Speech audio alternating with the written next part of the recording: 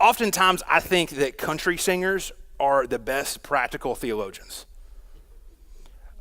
Because country singers are honest.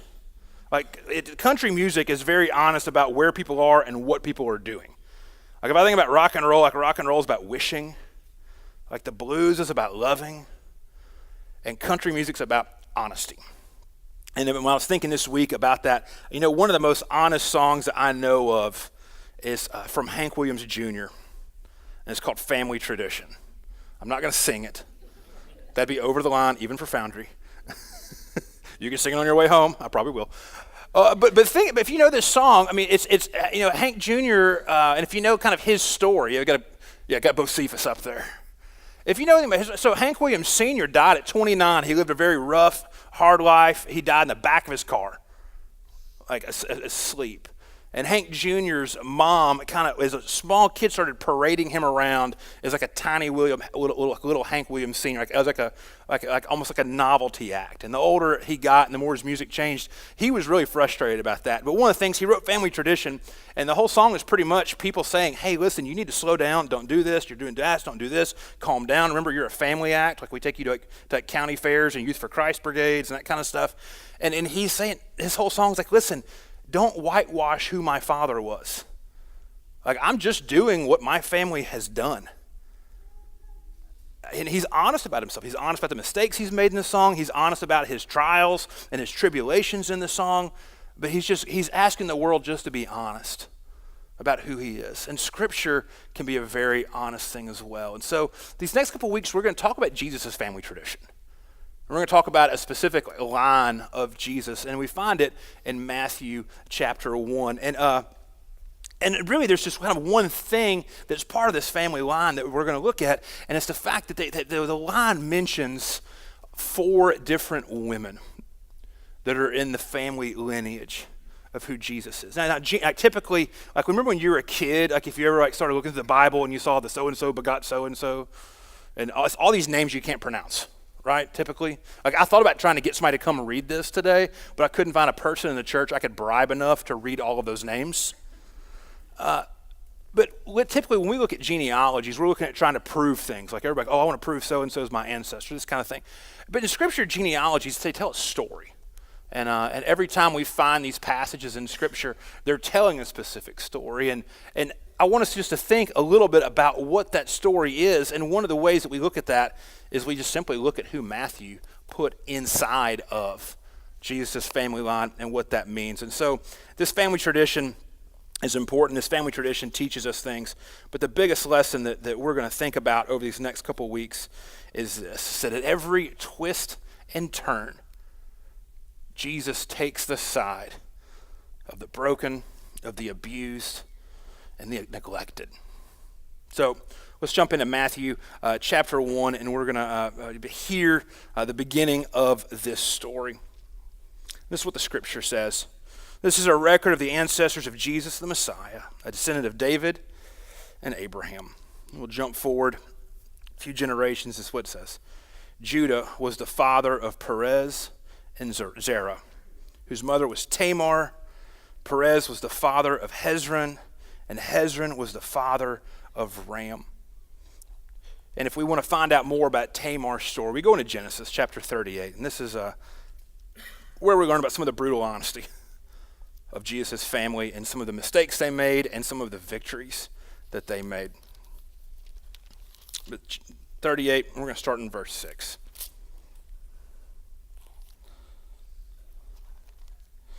In the course of time, Judah arranged for his firstborn son, Er, to marry a young woman named Tamar. But Er was a wicked man in the Lord's sight, so the Lord took his life. Then Judah said to Er's brother Onan, "Go and marry Tamar, as the law requires of the brother of a man who has died. You must produce an heir for your brother." But Onan was not willing to have a child that would not be his heir. So whenever he had intercourse with his brother's wife, he spilled the semen on the ground. This prevented her from having a child who would belong to his brother. But the Lord considered it evil for Onan to deny a child to his dead brother. So the Lord took Onan's life too. Then Judah said to Tamar, his daughter-in-law, "Go back to your parents' home and remain a widow until my son Shelah is old enough to marry you." But Judah didn't really intend to do this because he was afraid Shelah would die like his two brothers. So Tamar went back to live in her father's home. So this story is a story about justice, a story about what's right and what's wrong. It's the story about this broken lineage. And really, at the tension point of this was this rule that God's people followed of succession and of heirs.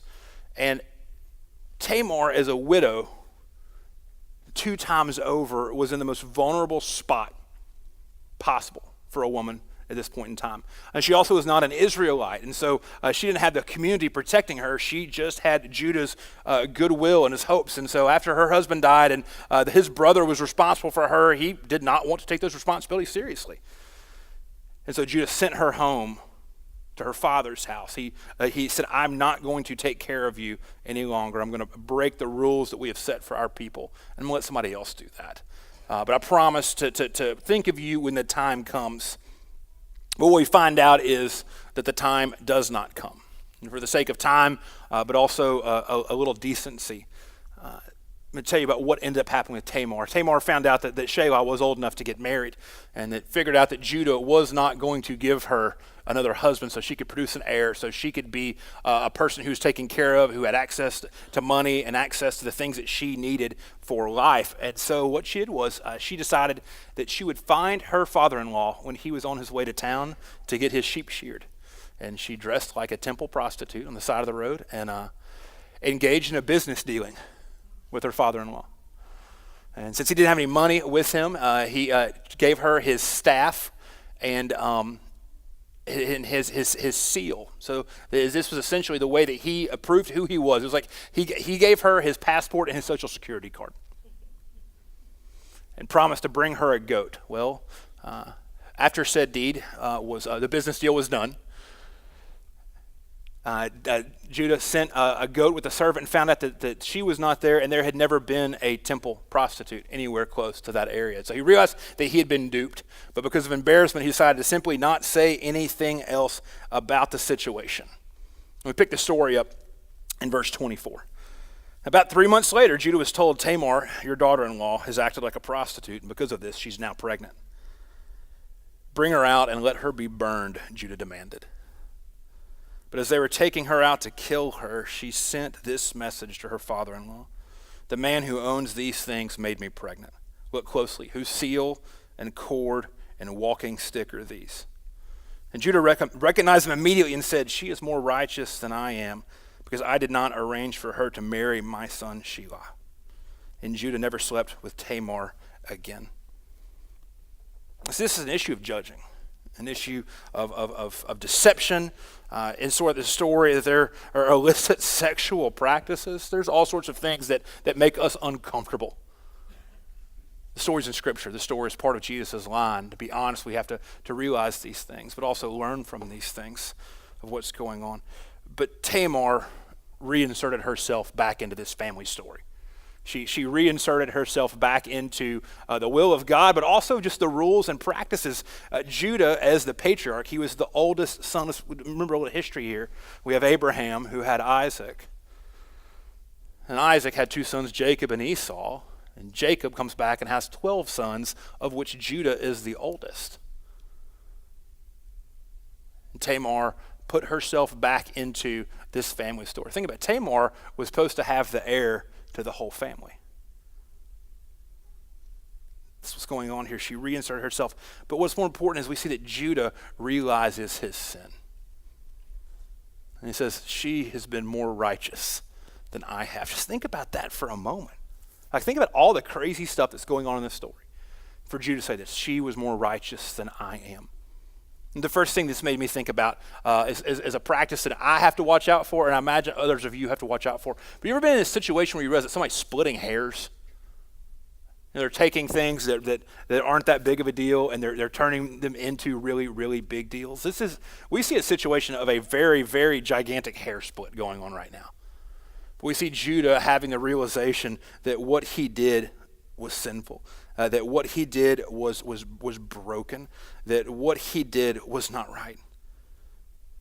Sometimes our personal judgment of other people's sins overwhelms our larger participation in the mission of God and of what he's doing.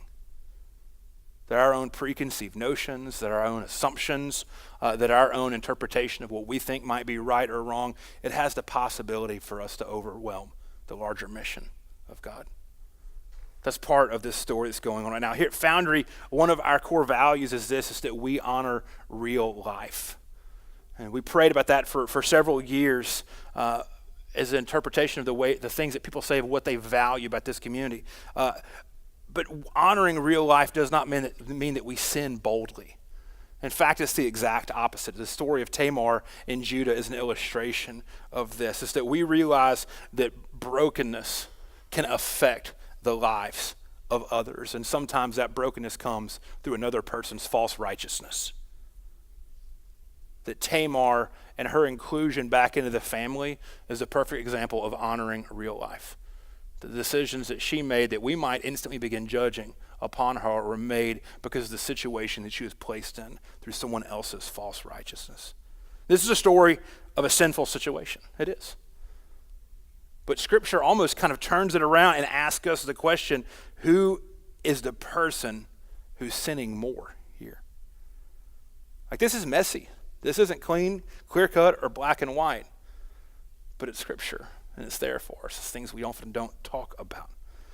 But this is a story of power and a story of righteousness and a story of people who are forgotten. But more than anything else, it's a story of people who are deeply loved by Jesus in spite of their situations. That every twist and turn, Jesus will take the side of the broken, of the abused, and the neglected. In Matthew chapter 1-3, it comes back and we see something that's really interesting. And I've read this story I don't know how many times, and I was in the office this week, and Susan was there, our secretary, and I kind of audibly flipped out a little bit because I realized something. Let me read this to you again. Matthew 1:3. Judah was the father of Perez and Zerah, whose mother was Tamar, and Perez was the father of Hezron. Hezron was the father of Ram. Judah, the oldest son in the legitimate family, who had more children and more sons and more grandsons. That Jesus follows this line through the child that was a result of this situation, of this sin. And Perez was not the first child either. He was the second child. Like, he was a person who, in theory, in the grand scope of things, does not matter and will not matter whatsoever at all. And this is who Jesus comes from. At every twist and turn, he takes the side of the broken, of the abused, and the neglected. The next story we find that we're going to talk about is the story of Rahab. We find her in Matthew chapter 1, verse 5. It says, Salmon was the father of Boaz, whose mother was Rahab. And Rahab's story is several hundred years past Tamar's, but it is just as insightful, it is just as exciting, but it's also just as tough.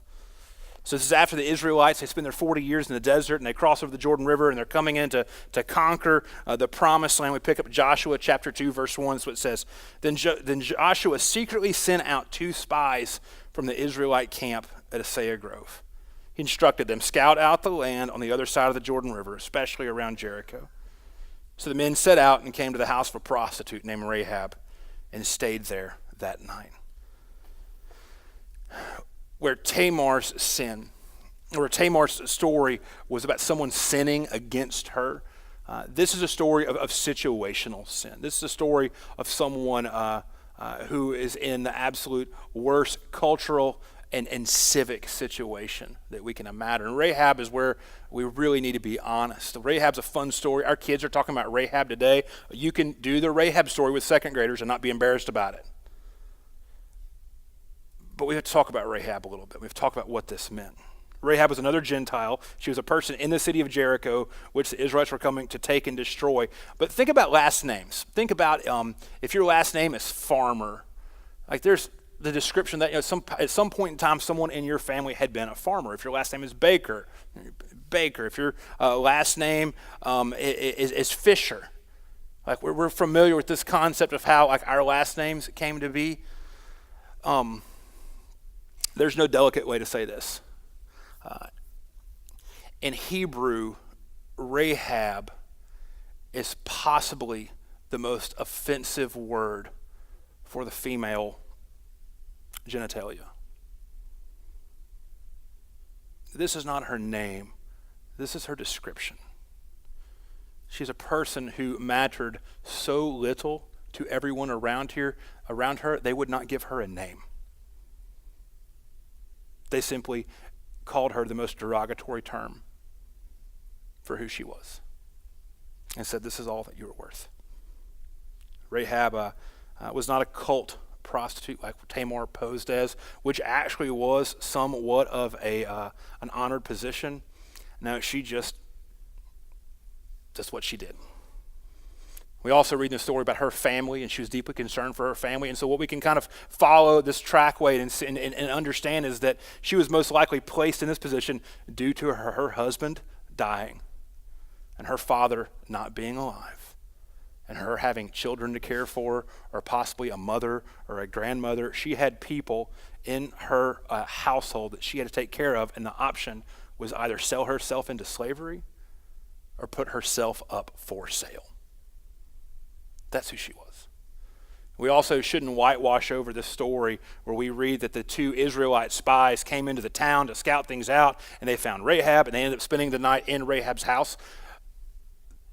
The reality of why they are there is probably not because of God's mission.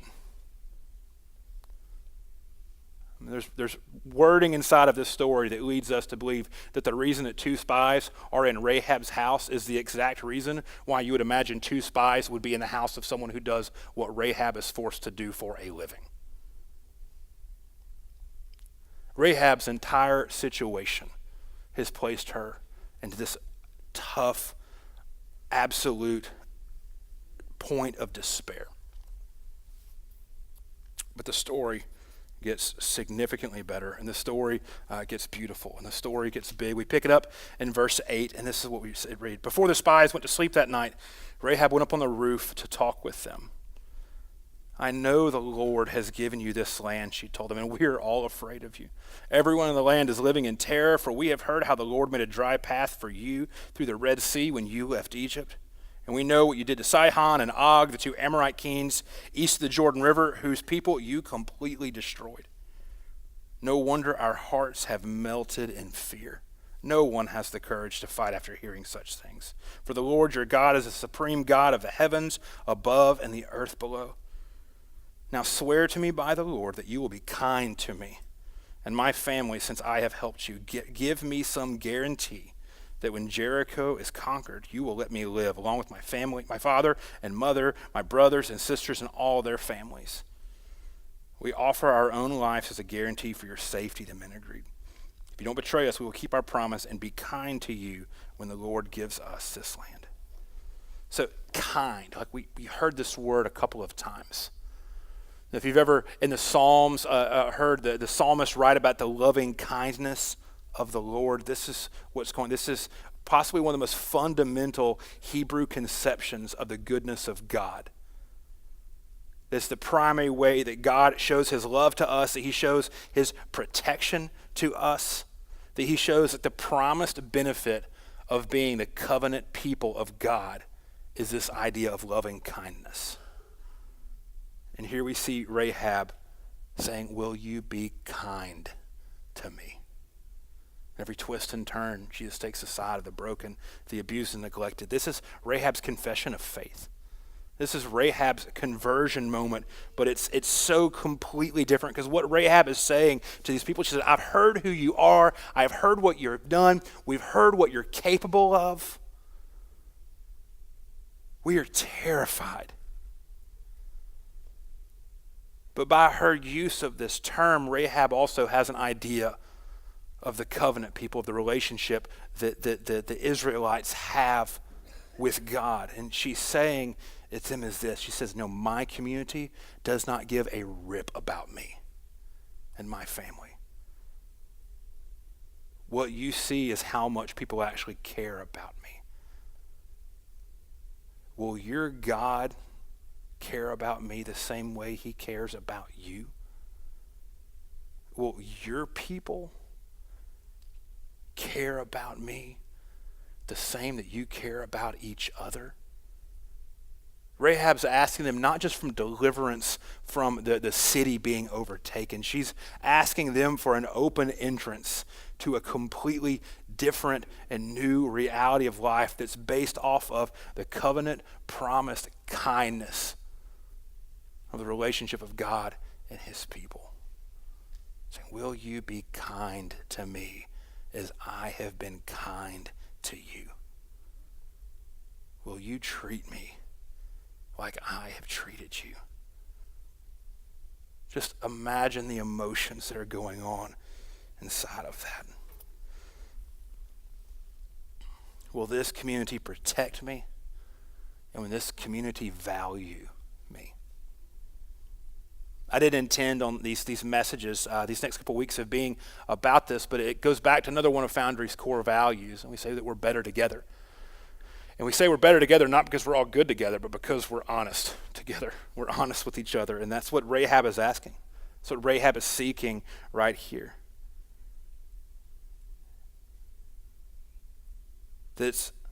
She's asking to be part of a new and different kind of life, and a new and different kind of people.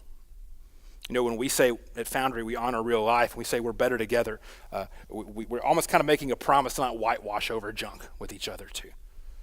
I had somebody refer to this a few weeks ago to me. She said, it's like we're telling people, we will be your village. That just as God has been honest with us about who he cares for, that we're honest with each other, but we're also honest in the fact that where God has taken us from, where God is moving us to, and what God is capable of. And so there's a lot of so what's to these two stories, and some of them will carry over for the next week, and some of them are actually we're going to hit on more, but this is why these stories matter to us. These are why these stories and Jesus' line matters to us. And the first one is this: both men and women are equally as valuable to Jesus as each other. You know, especially in the last year, we think of the news cycle. There have been stories of value and devaluing, and stories of power and stories of powerlessness. And we're going to talk about that more next week with another story. But I can't be honest with you and talk about these things if we don't state that fact that no matter if you're a man or no matter if you're a woman, you have equal value to God and to Jesus, and you should have absolute equal value to the people that you are around. And what we've read is two stories about power that has been abused. No matter who we are, if we're in a situation of power, we need to recognize that, and we need to realize the responsibilities of that. And men, that's something that we have become aware of even more, and that we need to lead forward with, is realizing where we don't even think we are in power, the way that we relate to the women that are in our life and the girls that are in our life, and learn from these stories of Scripture before. Like I said, more on this next week. But the second thing is this, that Gentiles are in the family. Both of these women were not Jewish people. We find them inside the storyline of Jesus. We find them, because of their situations they've been placed in, becoming grafted into this community of God, of being exposed and experienced what loving kindness is actually like. You know, the family tradition of Jesus is inclusion, no matter who you are, no matter what the situations and the circumstances of life have placed you in, that you fully belong in God's family. The third thing is this, that valued means something different in Jesus' kingdom. And that Jesus places high value not in the self-righteous, but those who sometimes are in the forgotten second class. You know, Judah realized his self-righteousness. Many of these stories, though, have people who do not realize their self-righteousness. That Jesus' line is not about perfect insiders, but Jesus' line is about flawed outsiders being key players in the larger story of God and his people. For those of you in this room who have been sinned against, who have stories of brokenness and of hurt and of pain and of frustration and of anger,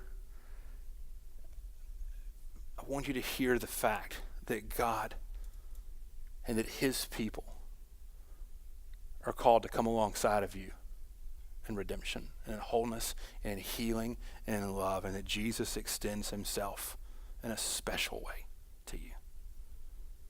We cannot read the Gospels and not realize that there are people that Jesus cares about deeply. And that for any of us who have those holes in our hearts, Jesus offers to come in and to fill them.